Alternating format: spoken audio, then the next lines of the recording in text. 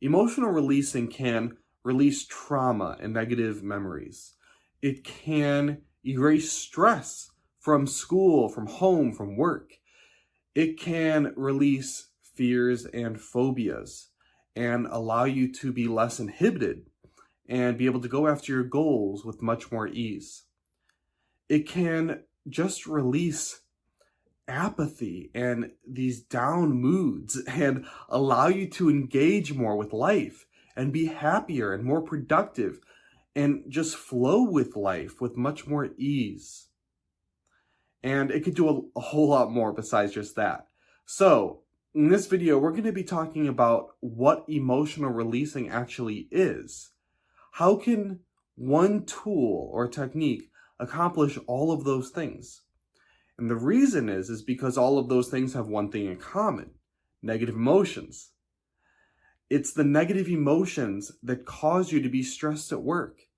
If you didn't have any of those negative emotions, you wouldn't feel stress. Stress is just a combination of negative emotions.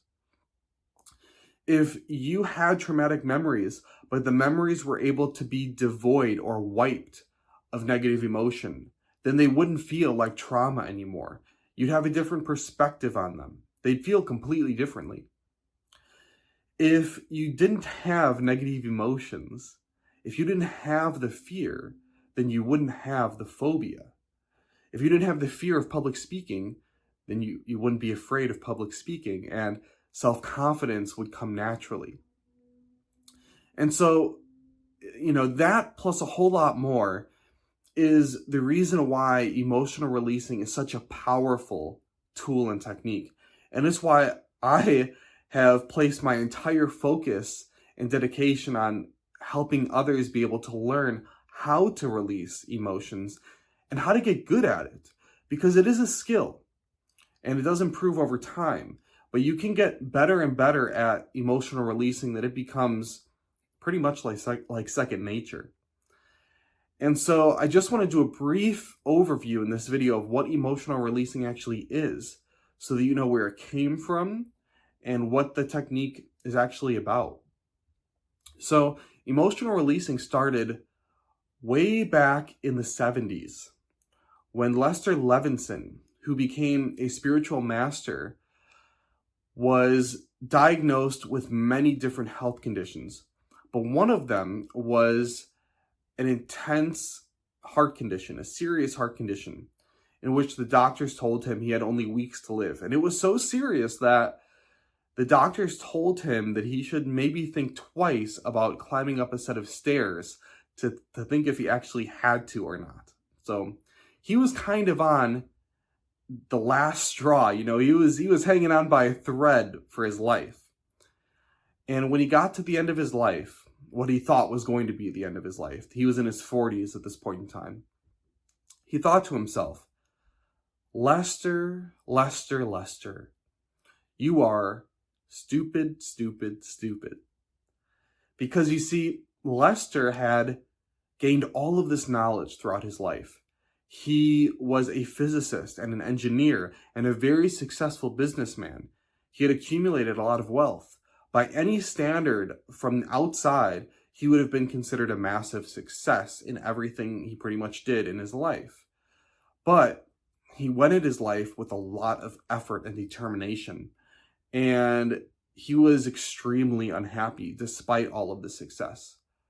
So the reason why he was calling himself stupid was because he finally realized when he was about to die that even though he had accumulated all of this success and wealth and people that admired him and loved him, he was still very unhappy and amazingly stressed from all that he had to do.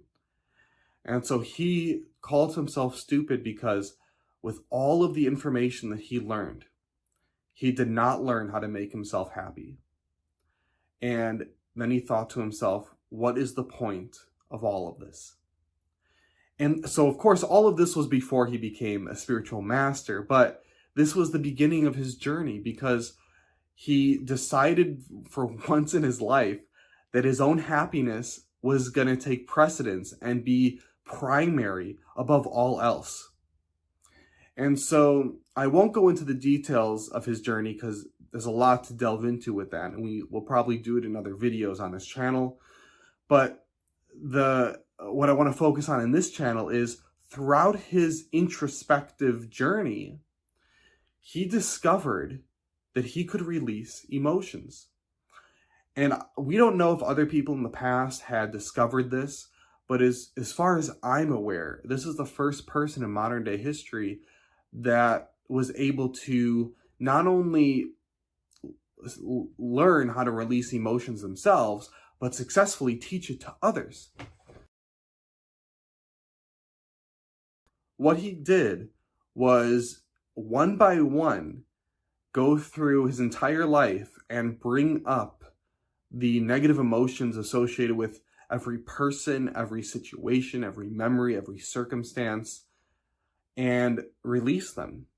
And what he discovered was that as he continued to go through this process, he became lighter and lighter and happier and more loving towards others. And as he started this process, he started to recognize just how much happier he was becoming.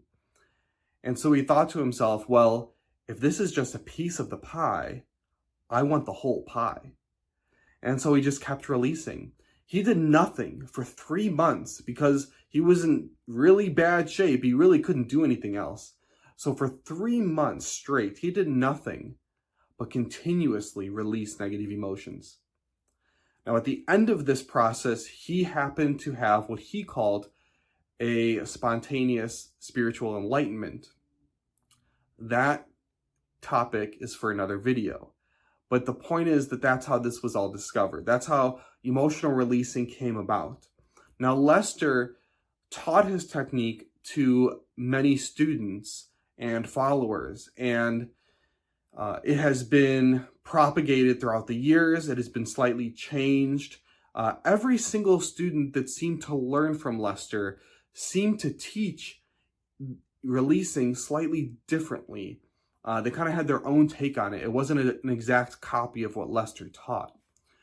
And so that's why, if you have heard of Lester Levinson, or if you know about releasing at all, you might know some of these other kind of factions that have popped up that kind of teach releasing in their own way. And if you know multiple of them, then you might be able to see the differences between how they teach.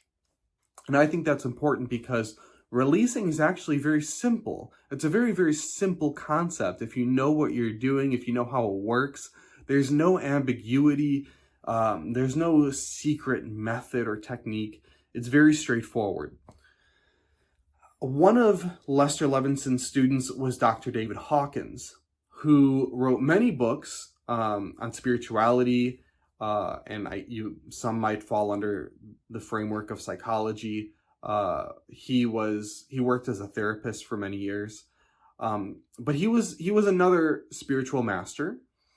Many people consider David Hawkins a spiritual master, and he wrote the book Letting Go, which is also about emotional releasing. And Letting Go is a fantastic book. And in terms of all of Lester Levinson's students that learned from him, I think Dr. David Hawkins has done the best at not only keeping Lester's message the same and not changing it or kind of making it their own, but keeping it simple and keeping it straightforward and not introducing unnecessary concepts. And Letting Go is an excellent book because of that. The problem is that a lot of people, after reading Letting Go, still feel that they do not really understand how to release. They get all the information, they get all the concepts, they understand each particular emotion that's talked about in that book and how it affects your mood and your life and your ability to go after goals and all of this stuff. But the most important factor of the whole thing, which is how to actually release the emotions, the vast majority of people that I've talked to that have read Letting Go felt that they still did not understand how to actually do it. And so that is the purpose of this channel. That's the purpose of what I teach, because once you understand the technique of letting go, it's just a skill that rapidly improves over time, just like learning to ride a bike. In the beginning, it can feel a little bit difficult, but as you keep practicing with it, it gets easier and easier pretty rapidly. Now, I'm not going to teach you how to release in this video because I have other videos on this channel that teach you how to release. But I will talk about the concept of releasing, because if you understand the concept of it, then all of the different techniques are almost irrelevant, because you get the core of it. You understand how it works. And so I just want to go over that real quick so that you understand what emotional releasing actually is. And one of the best analogies to describe emotional releasing that I think I've heard of is a Chinese finger trap. Because when you are stuck in one of those Chinese finger traps and you're trying to get out of it, and you seemingly can't, you struggle and you struggle and you resist and you try to pull out, and you cannot get out of this thing. And so eventually you kind of calm down, you recognize the futility of trying to push against it and resist it and pull away from it. And instead, you push your fingers closer together and you discover that you can come out of the trap very, very easily with almost no effort. And that's exactly how emotional releasing is. Because throughout our entire life, really without even recognizing it, whenever we have a negative emotion, we rebel against it. We push away from it. We try to get away from it. We try to push it down and suppress it. We might try to express it out of us. We might try to vent it. We do whatever we can to get away from it and push it away. Even when it comes to releasing, if you've tried to release emotions in the past through whatever teacher or technique and you felt it to be difficult, it's usually because the name releasing can even be kind of counterintuitive, because people think when they're releasing, they're like pushing it away or getting it out of them or away from them. And they sort of are, but you don't do that through force. You don't push it out of you. The more you struggle against the emotion, the more you resist the emotion, the more you dislike it, the more you want to get away from it, the more it stays attached to you and the harder it is to release it. So what emotional releasing really is turning that completely on its head. It's, for once, moving in the opposite direction. Moving towards the emotion, allowing the emotion, fully allowing it, even asking for more of it, asking for more and more of it, and just experiencing it. Just allowing that emotion to do what it wants to do, surrendering to it, just letting it have its way, just allowing it to express itself inside you, just fully coming up, increasing in intensity. And what you'll find if you try that is, if you bring up a negative emotion and you allow it to keep increasing and increasing in intensity, not trying to make it go away, not having this kind of secondary, objective of, oh, if I feel this fully, then it'll go away. Not even doing that. The only objective of feeling it fully and even trying to increase the intensity, asking for more, and just surrendering to it. Sort of like if someone was punching you, instead of trying to fight back, instead of trying to resist it, just allowing it and going limp and loose and relaxed and just feeling it without trying to stop it. That's what releasing is. Now, how can that possibly work? That's the thing that pops up for many people right off the bat. How could that possibly work? Just feel the emotion? I felt like I have felt many emotions in my past. I have felt emotions for days and days and days, and they have not left. So how can this work? And it's because even though you were feeling the emotion for a long period of time, you were still resisting it the whole time. You were not resisting it. You were not allowing it fully. You were not accepting it. And it's like the Chinese finger trap. You can be feeling that tension for days and days and days. It doesn't matter how long you're feeling the tension for. It's going to stay there. It's not going to release. You have to go in the opposite direction. You have to go towards the emotion and allow it fully and allow it to come up and just not just be present with it. And people think it's, just watching the emotion.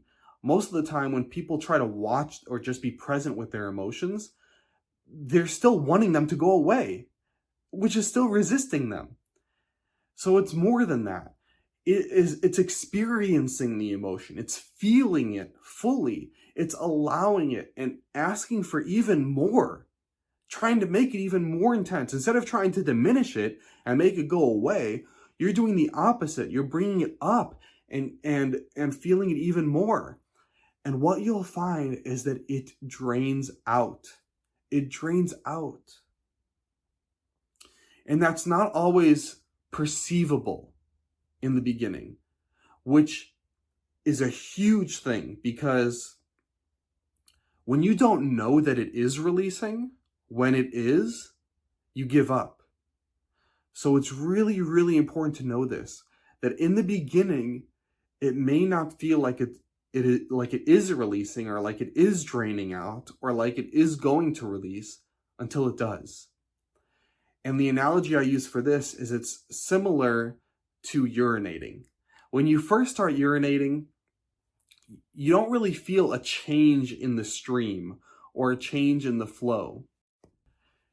You just feel it coming out, but it's the same intensity. It doesn't change the stream, it doesn't change the flow. But once you keep letting it out, eventually, once your bladder starts getting towards empty, then you start to recognize the stream diminishing, and then it's gone. So in a very similar way, when you start releasing, the emotion will get even more intense because you're bringing as much up and feeling it and feeling it and feeling it. And for a while, it might not feel like anything's happening. It might just feel like you're just feeling it fully. But if you just keep doing it and stay with it, you are draining it. You just aren't recognizing it. And if you keep it and keep it and keep doing that, eventually that emotion starts to get weaker on its own. Even though you're asking for more of it to come, it gets weaker on its own until it's fully drained out and it's gone. And then it's released. And then you can't feel it anymore. It's gone. So I hope that this overview of what releasing is and kind of how it works gives you a nice conceptual basis. Because regardless of what specific techniques I may use or other people may use, this is the core of releasing. This is how it works. You can use analogies and metaphors to kind of make it easier. I use those sometimes for beginners if they struggle. But this is the core. And no matter what technique you use, it fits within this core. So that's really all there is to it. But you can do so much with it. You can change your life with it. So I'm really excited for you to begin your emotional releasing journey. And please check around my YouTube channel for other videos, because I've posted other videos on how to release. I've done little tutorials and other videos on specific topics. So make sure you check out my channel and look at those videos I have there. But I'm excited for you to start this journey, and I'll see you in the next video. Take care.